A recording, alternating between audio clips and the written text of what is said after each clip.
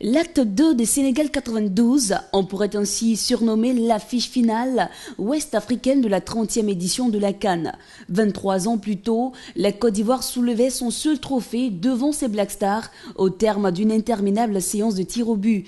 Que réserve Guinée équatoriale 2015, un affront vieux de 2 décennies à réparer pour les étoiles noires, 8 fois finalistes et 4 fois vainqueurs du trophée. Pourtant, l'histoire avait commencé tristement. Défait 2-1 d'entrée par les Lions de la Teranga, le retour d'Asamoah Gyan achève de convaincre les plus sceptiques qui voyaient l'Algérie s'imposer. L'Afrique du Sud essuie le réveil de ses gagnants qui s'emparent au passage de la première place du groupe D avec 6 points. Les étapes suivantes ne sont que des formalités.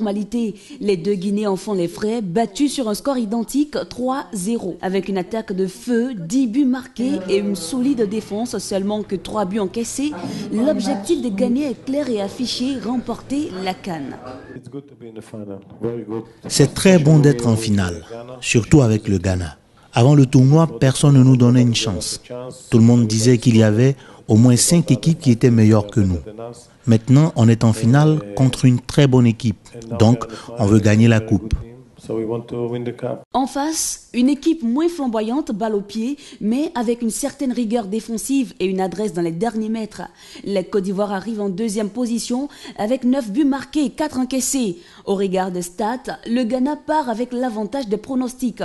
Comme son adversaire, les éléphants ont eu des débuts poussifs dans le tournoi, contraints à 2-0 face à la Guinée et aux Maliens. Les Ivoiriens redeviennent influents après avoir battu le Cameroun 1-0. L'Algérie et la RDC sont ensuite effacés par le 11 d'Hervé Renard au terme des matchs très disputés. Pour sa 3e finale, la génération dorée va-t-elle enfin véritablement porter son nom?